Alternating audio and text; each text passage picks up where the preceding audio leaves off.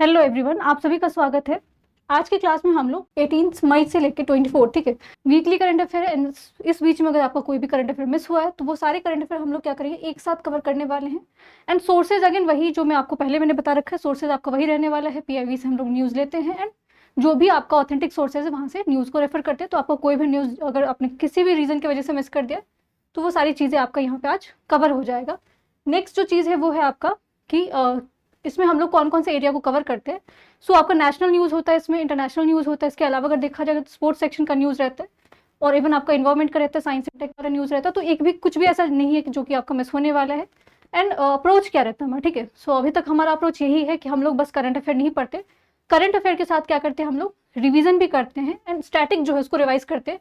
क्योंकि अगर आपने देखा एग्जाम, अगर आप यूपीएससी वाला अपने एग्जाम देखा होगा तो वहाँ पे भी करंट अफेयर से बहुत सारे सवाल आए हैं। एंड करंट अफेयर का जो क्वेश्चन था वो टफ बहुत सारे लोगों को लग रहा है, टफ उनको लग रहा है जिन्होंने करंट अफेयर को रेगुलरली फॉलो नहीं किया है, ठीक है। सो अगेन यही है कि जितना आप अपना एफर्ट दोगे उतना आपको उसका जो है वो रिजल्ट मिलेगा। सो क्लास तो हम करते ही करते हैं, बट उसके साथ हम एक और चीज़ करते हैं कि हम वीकली जो है मोटिवेशन भी लेके आते हैं। क्योंकि मोटिवेट होना ज़रूरी है, क्योंकि बहुत सारे लोगों का एग्जाम अच्छा नहीं गया होगा। सो बिल्कुल भी मन छोटा करने की ज़रूरत नहीं है, ठीक है। आपके पास अभी भी अपॉर्चुनिटी है, आप बदल सकते हो अपने आप को। तो आज का जो आपका मोटिवेशन है ये है आपका एग को लेके, ठीक है। If an egg is a broken by a outside force, life ends, ठीक है। And if it is broken by an inside force, life begin. और इसका जो मोरल जो है अगर देखा जाए लास्ट में आपका जो है इसका तात्पर्य क्या है, so great things always begin from with in, ठीक है। सो हम हमेशा एक्सटर्नल फोर्स या एक्सटर्नल मोटिवेशन के ऊपर डिपेंड करते हैं। हमें लगता है कि कोई और आके, खासकर जिसका एग्जाम अच्छा नहीं गया उनको लग रहा होगा कि किसी और कोई आके काउंसलिंग कर दे, कोई मोटिवेट कर दे। ये पॉसिबल नहीं है, ठीक है। आपको खुद ही अपने अंदर जो है स्ट्रेंथ लेके आना पड़ेगा एंड आपको एनालाइज करना पड़ेगा। आपको वापस से जो है वो 2 दिन 3 दिन का ब्रेक ले लो आप, बट एनालाइज करो कि आपने क्या गलती की है, ठीक है, या आपने अच्छे से प्रिपरेशन नहीं किया था। एंड इस बार का क्वेश्चन पेपर भी टफ था, ठीक है। सो अपने आप को मोटिवेट करो एंड अगेन वापस से क्या करो, स्टार्ट करो जर्नी। थोड़ा टाइम ले लो, ब्रेक ले लो, बट स्टार्ट कर दो, ठीक है। ओके, तो ये तो मोटिवेशन था, बट क्वेश्चन भी आज करना है। फटाफट क्वेश्चन देखते हैं। एंड जो कॉन्फ्रेंस होते हैं, ठीक है, ये वनडे एग्जाम में बहुत सारे एग्जाम में आपको पूछे जाते हैं। सो पहला क्वेश्चन है आपको, निम्न में से किस देश में आपको संयुक्त राष्ट्र फोरम ऑफ फॉरेस्ट 21 संस्करण आयोजित किया गया। So in which of the following country was 21st session of the United Nation forum of forest, ठीक है, हेल्ड कहाँ पे हुआ। तो ये यूएसए में हुआ, अमेरिका में हुआ है ना। इसमें इंपॉर्टेंट क्या क्या चीजें, ये तो क्वेश्चन अगर आएगा कि आपको 21st जो है इसको इवन शॉर्ट में UNFF बोलते हैं, UNFF 21 शायद अगर एग्जाम में आएगा तो इस तरह से आएगा। सो UNFF 21 जो है वो आपको कहाँ पे हेल्ड हुआ था, तो फिर आप आंसर बता दोगे, इजी है। बट ये आपको किस चीज से रिलेटेड है, क्या है इसमें सारी चीजों को, क्योंकि स्टेटमेंट बेस्ड क्वेश्चन भी पूछ दिया जाता है। इसमें आपको 2017 में से लेके 2030 ये स्ट्रेटेजिक प्लान था जो कि आपको किस चीज को लेके था, फॉरेस्ट को लेके ना। फॉरेस्ट का अगर आप देखोगे तो एरिया जो है वो, अगर आप जितने भी कंट्री में देखोगे तो ऐसा नहीं कि कुछ कंट्री काम कर रही है तो वहाँ पे इंप्रूव हो रहा है, कुछ कंट्री ऐसा वहाँ पे डिक्रीज हो रहा है।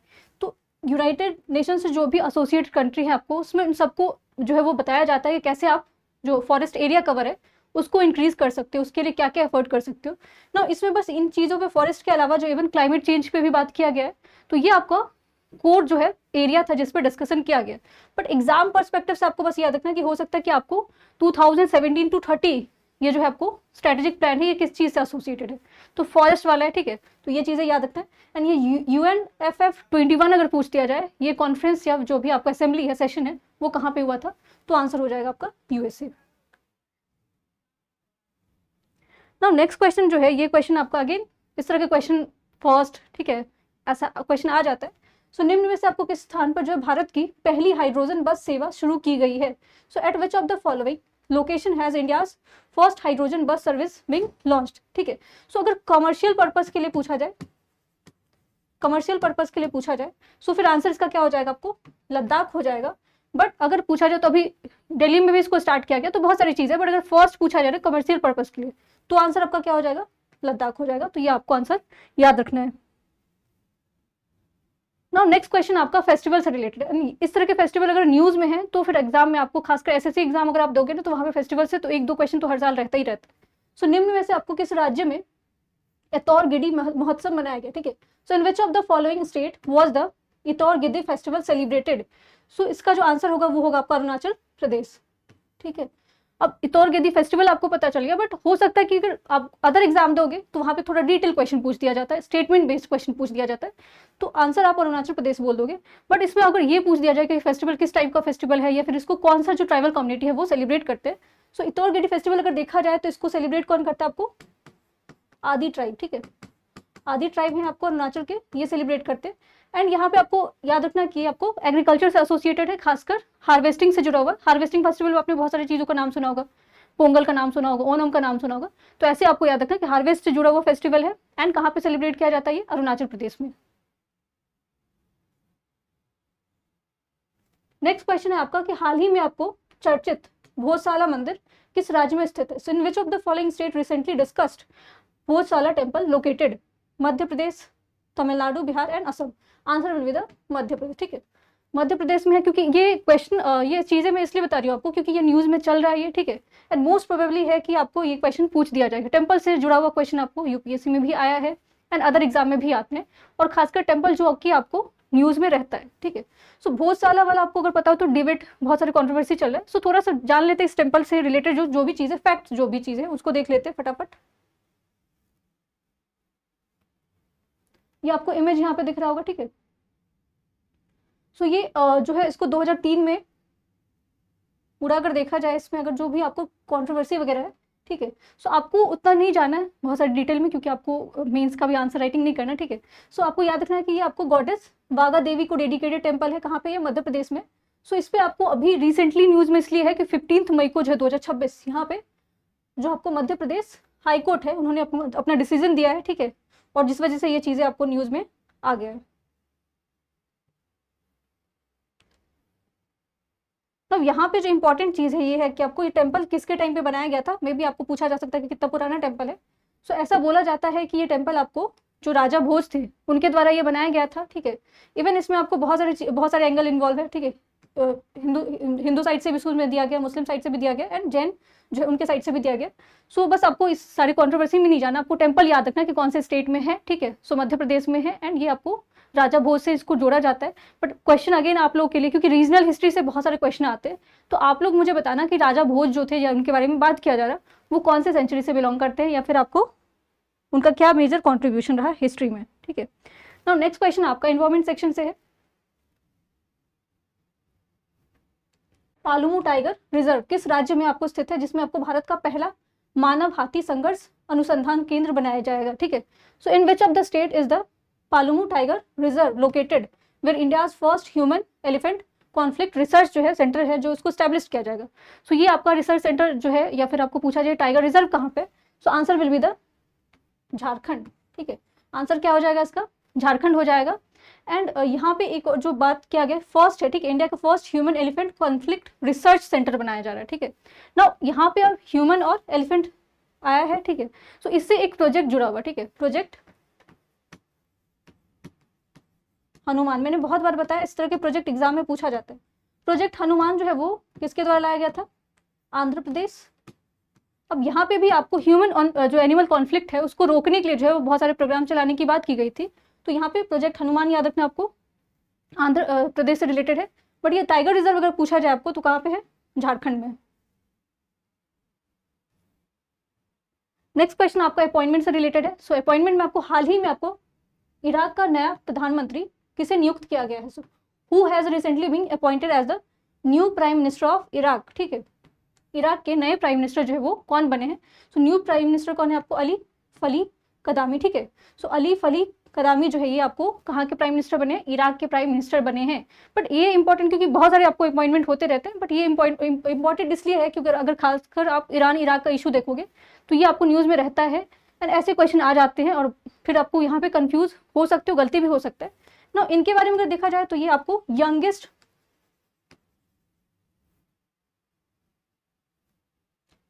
प्राइम मिनिस्टर बने हैं अभी तक के, इराक के यंगेस्ट पीएम बने।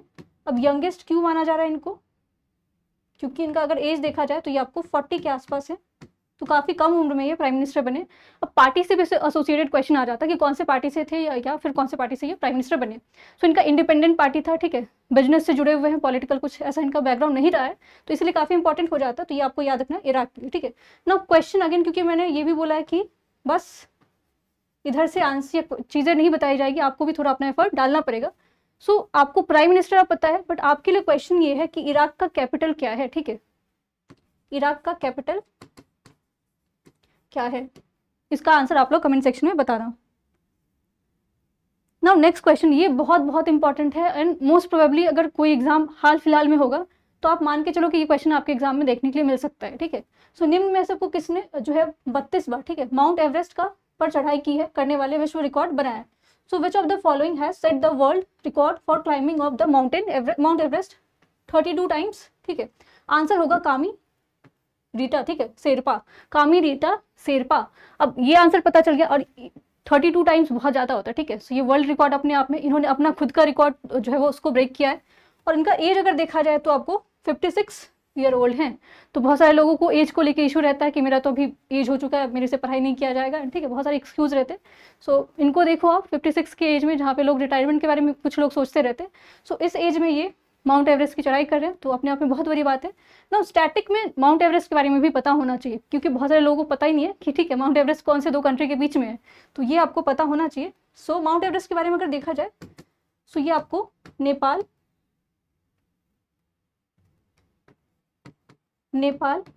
एंड तिब्बत के बीच में है, आपको ये याद रखना है ना। माउंट एवरेस्ट को अलग अलग नाम से जाना जाता है। नेपाल में इसको सगरमाथा बोला जाता है,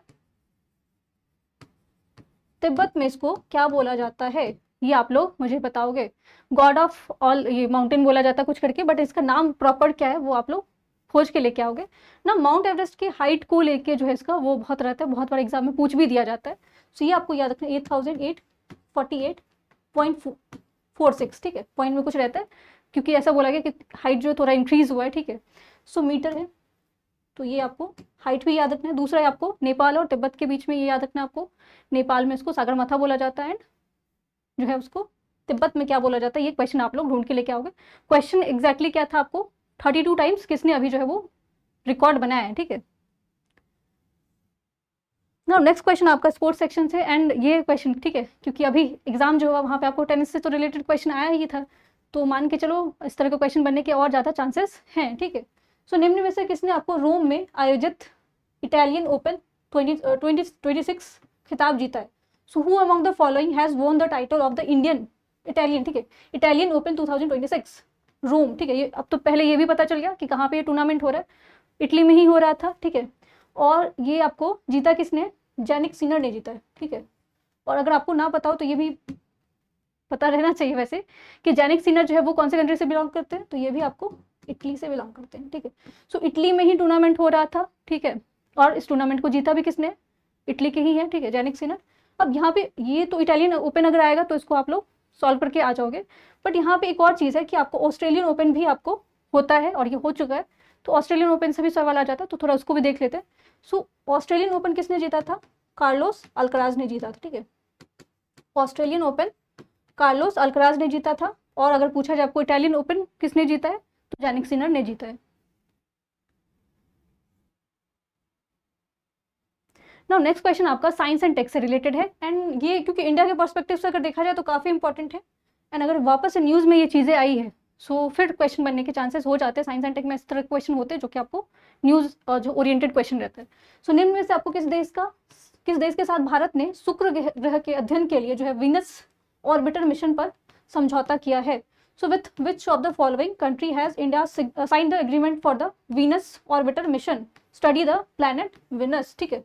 सो किसके साथ जो है ये इंडिया ने किया है साइन, तो ये इंडिया आपको याद रखना कंट्री स्वीडन के साथ किया है, ठीक है। नाउ विनस जो है जिसको VOM बोलते हैं, ये मिशन आपको और अलग नाम से भी जाना जाता है, ठीक है। इसको मिशन शुक्रयान भी बोला जाता है, अनऑफिशियल नाम है, बट हो सकता है कि पूछ दिया जाए कि शुक्रयान मिशन जो है उसको और कौन से मिशन के नाम से जाना जाता है। सो ये आपको जो है वो शुक्रयान याद रखना है ना। जो VOM है मिशन जो है वो अभी लॉन्च नहीं हुआ है, ठीक है। इस पर आपको 4 साल का प्लान है, 4 ईयर प्लान, 4 साल का प्लान है, और ऐसा बोला जाता है कि अभी एग्जैक्ट नहीं है बट ऐसा है कि ये 2028 में इसको लॉन्च किया जाएगा, ठीक है। 2028 अभी तक का जो है उसके अकॉर्डिंग यही है कि 2028 तक इसको लॉन्च किया जाएगा, बट लॉन्च जब होगा तब देखा जाएगा। फिलहाल के लिए आपको याद रखना 2028। ना ये मिशन जो है इसको लीड कौन कर रहा है, ठीक है, क्योंकि या तो ऑप्शन में आपको डीआरडीओ डाल दिया जाएगा, इसरो डाल दिया जाएगा, या फिर नासा हो सकता है, ठीक है। ऑल्दो ये मिशन आपका इंडिया का है, तो आपको याद रखना है किसके द्वारा लीड किया जा रहा है, इसरो के द्वारा किया जा रहा है, ठीक है ना। इस मिशन में होने क्या वाला है, नाम तो पता चल गया, VOM है, ठीक है, वेनस से रिलेटेड है, या फिर उसको शुक्र ग्रह बोलते हो, शुक्रयान है। बट इसमें आपको होने क्या वाला है कि जो वीनस है, ठीक है, उसका एटमॉस्फेयर जो है उसको स्टडी किया जाएगा डिटेल में, ठीक है। और ये क्योंकि इंडिया की तरफ से किया जा रहा है इसीलिए काफी इंपॉर्टेंट हो गया, तो शायद आपको ये सारी चीजें समझ में आ गई होगी ना। नेक्स्ट क्वेश्चन देखते हैं ना। नेक्स्ट क्वेश्चन आपका स्टेट स्पेसिफिक क्वेश्चन है। सो हाल ही में आपको गढ़चिरौली में ऑपरेशन अंतिम प्रहार के तहत बड़ी कार्रवाई की गई है, जिसके बाद जो आपको नक्सल मुक्त घोषित किया गया है। सो यह कौन सा राज्य है? So recently Gadchiroli was declared Naxal free following an major operation conducted under the operation Antim Prahar, ठीक है। So in which state it is located? So कौन सी स्टेट में ये लोकेटेड है? अगर फोटो अगर आपको दिख रहा होगा पीछे बैकग्राउंड में तो आपको पता चल गया होगा आंसर। आंसर है आपका उसका महाराष्ट्र, ठीक है। सो 2 से 3 साल पहले अगर आपको याद हो तो यहाँ पे बहुत सारे इंसिडेंट वैसे भी आपको कुछ ना कुछ होता रहता था। सो नाउ फाइनली इसको यहाँ पे आपको क्या किया गया, नक्सल फ्री कर दिया गया।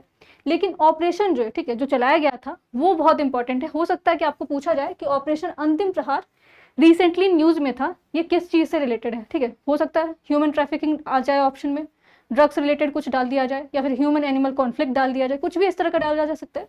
सो आपको कंफ्यूज नहीं होना, ये नक्सलिज्म से रिलेटेड था एंड ये कौन से स्टेट के लिए है, ये महाराष्ट्र के लिए, ठीक है।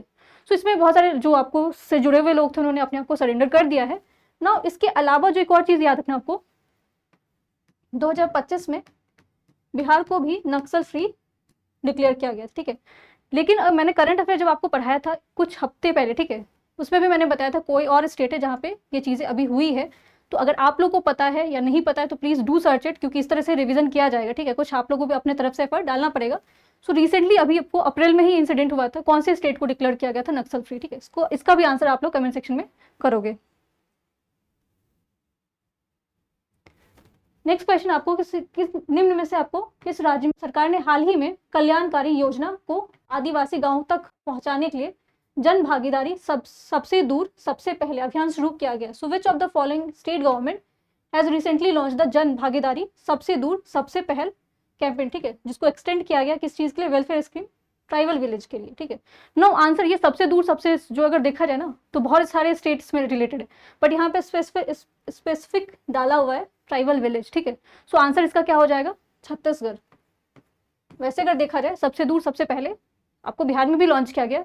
यहीं पे दिक्कत होता है, क्वेश्चन आता हुआ गलती हो जाता है, क्योंकि अगर आपको क्वेश्चन प्रॉपरली नहीं पढ़ोगे, क्वेश्चन में ये लिखा है कि ट्राइबल से रिलेटेड कहाँ पे लॉन्च किया गया, तो ये आपका आंसर हो जाएगा छत्तीसगढ़। ना ये जो पूरा स्कीम है, ये स्कीम आपको किस तरह से काम करने वाला है, तो इसमें बताया जा रहा है आपको 8,000 ट्राइबल विलेज को कवर किया जाएगा। और ये जो है आपको सेंटर का स्कीम है, यूनियन गवर्नमेंट का स्कीम है, जिसको बोलते हैं PM जनमान, ठीक है। PM जनमान जो स्कीम है उसके तहत जो है यहाँ पे आपको चीज़ों को इम्प्रूव किया जाएगा, चाहे आपको हेल्थ को लेके हो या फिर एजुकेशन को लेके हो, इन सारी चीज़ों को लेके यहाँ पे आप खासकर जो ट्राइबल कम्युनिटी है उनके जो प्रॉब्लम्स है, सोशल प्रॉब्लम है, उसको टैकल करने के लिए ये आपको किया जाएगा। तो आपको याद रखना है कि अम्ब्रेला स्कीम अगर पूछा जाए ना तो PM जनमान स्कीम है, ये भी आपको ट्राइबल एसोसिएटेड है, और इसमें आपको याद रखना 8,000 के आसपास आपको विलेज को कवर करवाया जाएगा। Next question again assembly conference से रिलेटेड है एंड ये भी क्वेश्चन कहीं ना कहीं देखने के लिए मिलेगा, ठीक है। सो निम्न में से आपको किस देश में आपको 79th विश्व स्वास्थ्य सभा का जो आयोजन किया गया है?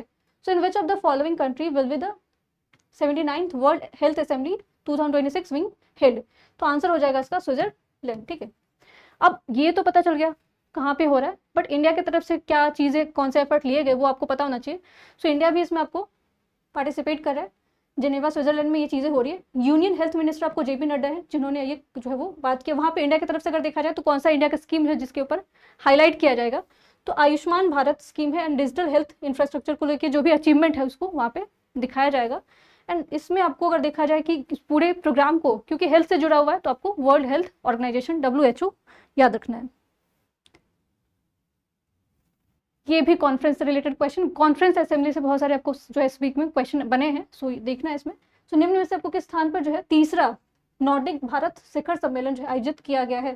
So at which of the following location was the third Nordic India summit 2026 being held? ठीक है, तो ये ओस्लो में हुआ है, जो कि आपको कहाँ पे, नॉर्वे में। नोबेल प्राइज जब आप लोग सुनते होगे तब इसका ओस्लो का नाम जरूर सुनते होगे, ठीक है, पीस प्राइज यहीं पे दिया जाता है। सो नॉर्वे में है, आपको ये याद रखना है। एंड इसके अलावा जो है यहाँ पे एक तो थर्ड है, फर्स्ट नहीं है। अब सवाल ये भी आ सकता है ना कि पहला कहाँ पे सबमिट हुआ था, ठीक है, या फिर ये पूछा जा सकता है, क्योंकि स्टेटमेंट में क्वेश्चन ऐसे ही बनता है कि पहला सबमिट आपको यहाँ पे बोल दिया जाएगा ओस्लो में हुआ था, ठीक है, लेकिन जबकि पहला नहीं, थर्ड सबमिट ओस्लो में हो रहा है। हो सकता है आपको ये भी पूछ दिया जाए कि नॉर्डिक कंट्री कौन कौन से हैं, नॉर्डिक कंट्री का भी नाम आपको पता होना चाहिए, ठीक है। सो वन बाय वन सारी चीजें देख लेते हैं डिटेल में। तो जो पहला समिट था वो आपको, पहला समिट आपको 2018 में हुआ था। पहला समिट 2018 में हुआ था, जो कि कहाँ पे हुआ था, ये स्टॉकहोम में हुआ था। फिर दूसरा समिट आपको 2022 में हुआ था, ये कोपेनहेगन डेनमार्क में हुआ था। एंड 2026 में आपको नॉर्वे में हो रहा है। तो ये सीक्वेंस याद रखना, पहला समिट 2018 में, फिर 2022, 2026 उसके बाद हुआ है। अब ना यहाँ पे जो नॉर्डिक कंट्री है, कौन कौन से नॉर्डिक कंट्री है, ये आपको ज्योग्राफी में बहुत बार पूछा जाता है। इवन आप निमोनिक्स ट्रिक से इसको याद करते हो, बट सुन लो एक बार तो चीज़ें वैसे भी रिकॉल हो जाती है। सो डेनमार्क है आपका, ठीक है, फिनलैंड है, आइसलैंड है, नॉर्वे है एंड स्वीडन है। और ये जो आपको 5 कंट्री है, काफ़ी यहाँ पे अगर आप देखोगे, आपने कोई भी रैंकिंग अगर आप देखते हो, वर्ल्ड हैप्पीनेस इंडेक्स अगर देखते हो, या फिर आपको प्रेस फ्रीडम को लेके देखा जाए या हेल्थ को लेके देखा जाए, जिसमें भी आप देखते हो टॉप अगर आपको होता है तो वो जनरली आपको यही नॉर्डिक कंट्री टॉप करती है, ठीक है। सो ये सारी चीज़ें याद रखना है। अब यहाँ पे टॉपिक जो आपको है ये है कि मतलब जो नॉर्डिक इंडिया समिट हो रहा है वहाँ पे कौन कौन सी चीज़ों पे बात किया जाएगा। सो यहाँ पे आपको क्लाइमेट चेंज और ग्रीन ट्रांजिशन के बारे में बात किया जाएगा, जियो पॉलिटिकल एंड आर्टिक एंगेजमेंट के बारे में बात किया जाएगा। तो जनरली आपको इन्वायरमेंट से रिलेटेड भी मैटर है, एंड जो खासकर इंटरनेशनल लेवल पे जो भी प्रॉब्लम्स हो रहे हैं उन पर चर्चा किया जाएगा। नेक्स्ट क्वेश्चन यहाँ पे स्पोर्ट्स सेक्शन से रिलेटेड है। सो ये आपको टूर्नामेंट हुआ नहीं है, बट अभी इंडिया की तरफ से कौन पार्टिसिपेट करे ये क्वेश्चन हो सकता है, पूछा जाएगा। सो निम्न में से आपको कौन से ई स्पोर्ट्स विश्व कप 2026 में शामिल होने वाले पहले भारतीय ग्रैंड मास्टर बने, ठीक है। So which of the following has become the first Indian grand master to participate in the 2026 esports world cup, ठीक है। और ये टूर्नामेंट अभी हुआ नहीं है, होने कब वाला है, तो ये जुलाई में होगा, ठीक है, जुलाई में होने को है, अभी हुआ नहीं। बट इंडिया की तरफ से कौन पार्टिसिपेट करे, तो इंडिया की तरफ से अरविंद चिदम्बरम जो है इसमें पार्टिसिपेट करने वाले हैं। अब ये टूर्नामेंट कहाँ पे होगा, ये भी सवाल बन सकता है। सो ये टूर्नामेंट आपका पेरिस फ्रांस में ये टूर्नामेंट आपका हो रहा है।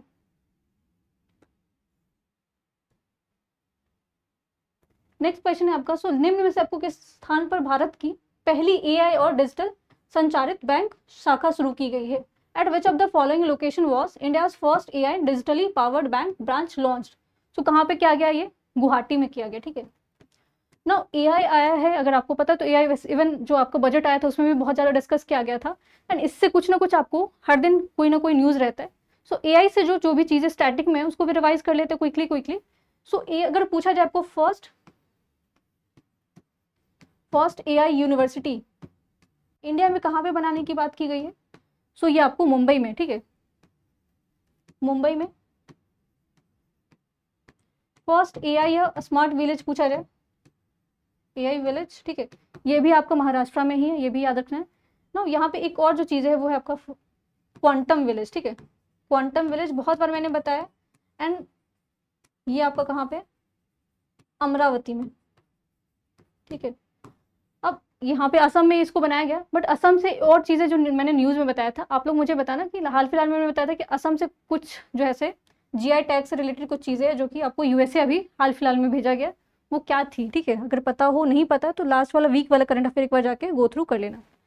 ये क्वेश्चन है आपका साइंस एंड टेक से, ठीक है। सो साइंस एंड टेक में खासकर अभी जस्ट हमने वीओएम मिशन देखा, ये भी थोड़ा इंपॉर्टेंट है, इस तरह के सवाल आते हैं, एंड बहुत सारे सवाल ऐसे आए हैं, ठीक है, और बहुत सारे बच्चे सवाल उसमें गलती करके आए हो। सो निम्न में से किस राज्य में आपको डीआरडीओ ने, ठीक है, ULPM V3 नामक जो है एक स्वदेशी ड्रोन आधारित मिसाइल प्रणाली का जो है सफल परीक्षण किया है? So in which of the following state has the DRDO successfully tested and indigenous drone based missile system named ULPG V3, ठीक है। तो अब हो सकता है ऐसे पूछ दिया जाए, आंसर इसका वैसे क्या होगा, आंध्र प्रदेश, ठीक है। तो ये ठीक है, ये तो पता चल गया। बट अगर ऐसे पूछ दिया ना कि ULPG V3 जो है वो क्या है, ठीक है। सो आपको याद रखना कि क्या है, ये को मिसाइल है, ठीक है, मिसाइल सिस्टम है जिसको अभी, और इसको पूरे तरीके से इंडिया में ही बनाया गया। तो इंडिया में अगर बना है, इसमें किसी और कंट्री का हमने हेल्प नहीं लिया, तो और इंपॉर्टेंट हो जाता है। एंड इससे जुड़ा कौन है, आपका DRDO जुड़ा हुआ है। इसको लॉन्च आपको आंध्र प्रदेश से किया गया। आंध्र प्रदेश में अगर पूछा जाए तो श्री हरिकोटा आपको याद रखना है, श्री हरिकोटा, ठीक है। इसके अलावा DRDO आया है, तो DRDO आपको याद रखना 1958 के आसपास इसको स्टैब्लिश किया गया था। इसका हेडक्वार्टर अगर पूछा जाए तो कहाँ पे, ये न्यू दिल्ली में है।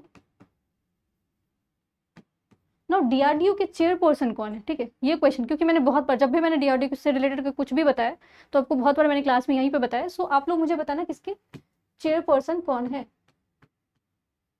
इसरो का तो आप लोग को पता होगा, वी नारायण, ठीक है, एग्जाम में आया भी क्वेश्चन है।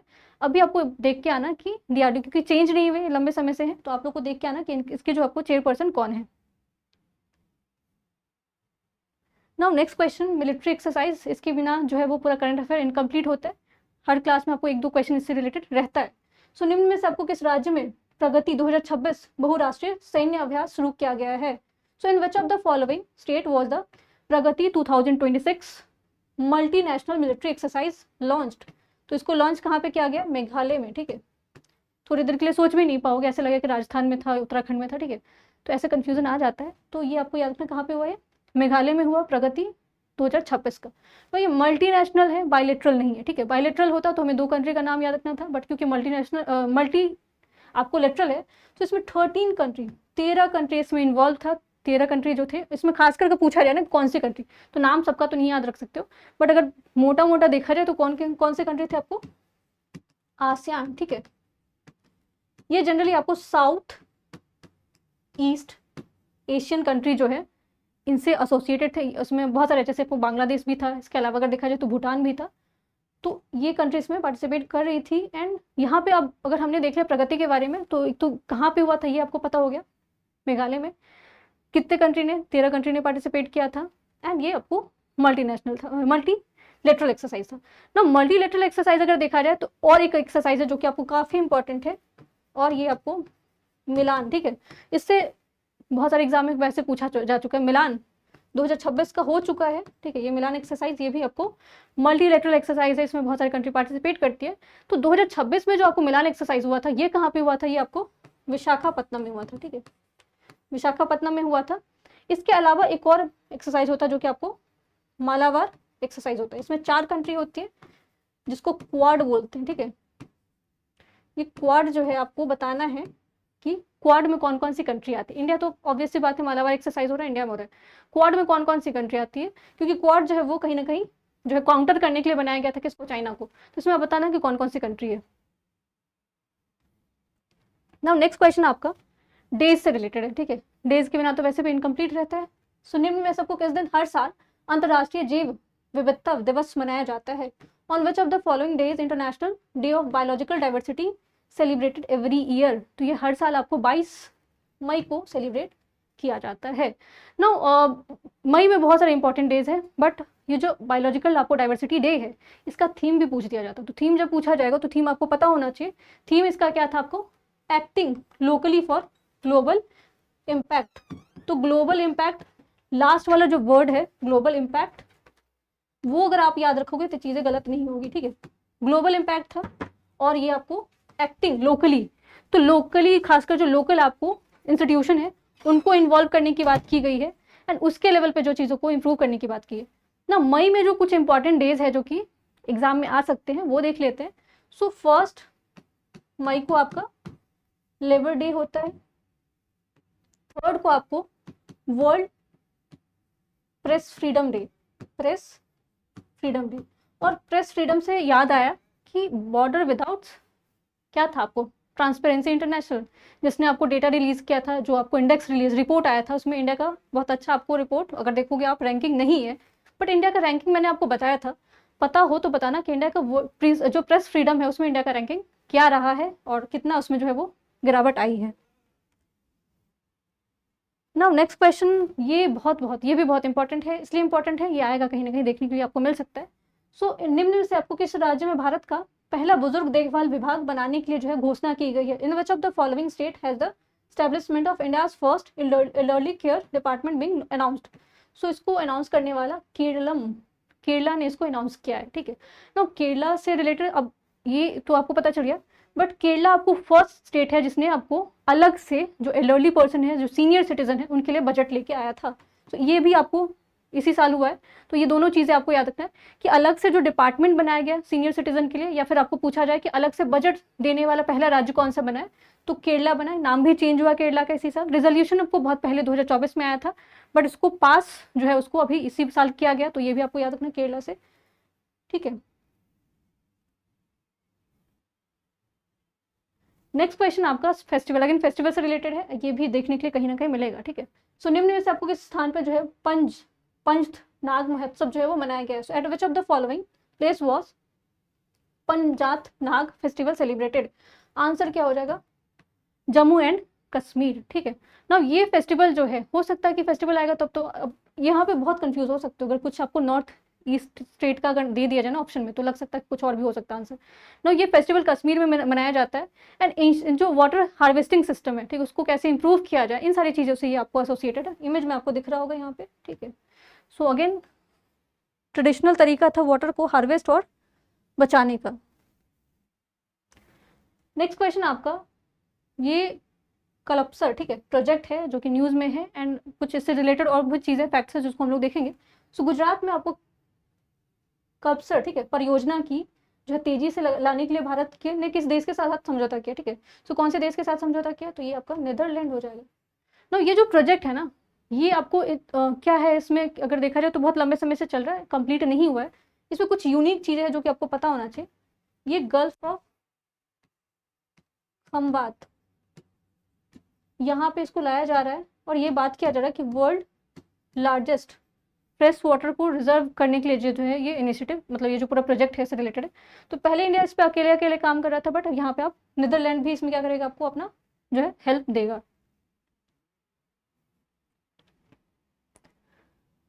नेक्स्ट क्वेश्चन आपका, निम्न में से आपको किस राज्य ने भारत का पहला एआई मंत्रालय बनाया? ठीक, which of the following state has established India's first AI ministry? So ये कौन सा स्टेट है? अगेन केरला है, ठीक है। सो अभी जस्ट हमने देखा सीनियर सिटीजन के लिए भी इनिशिएटिव लेके आ रही है। एंड जो आपको किस चीज़ को सीनियर, इसके अलावा अगर देखा जाए तो आपको पहला स्टेट बन रहा है किस चीज़ के लिए? एआई जो है मिनिस्ट्री बनाने के लिए, ठीक है। सो एआई मिनिस्ट्री, एआई के लिए अलग से मिनिस्ट्री बनाने के लिए जो है वो इनिशिएटिव किसने लिया? केरला ने लिया है। अब ऐसा बोल रहा है कि केरला के बाद जो है वो नेक्स्ट स्टेट कौन बनेगा? आपको तमिलनाडु बनेगा। जब आएगा ये क्वेश्चन तो वो उसको देख लिया जाएगा। फिलहाल के लिए आपको केरला याद रखना है। ये क्वेश्चन आपका अपॉइंटमेंट से रिलेटेड है। सो निम्न में से आपको किस भारतीय को कॉमनवेल्थ शतरंज संघ का जो है अध्यक्ष नियुक्त किया गया है? So which of the following Indian being appointed as the president of Commonwealth chess association? तो आंसर हो जाएगा इसका भरत सिंह चौहान।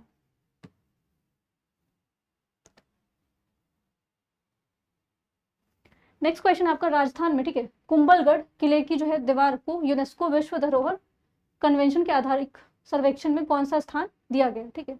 सो what rank being assigned to the wall of Rajasthan Kumbhalgarh fort in the officially survey conducted by the UNESCO?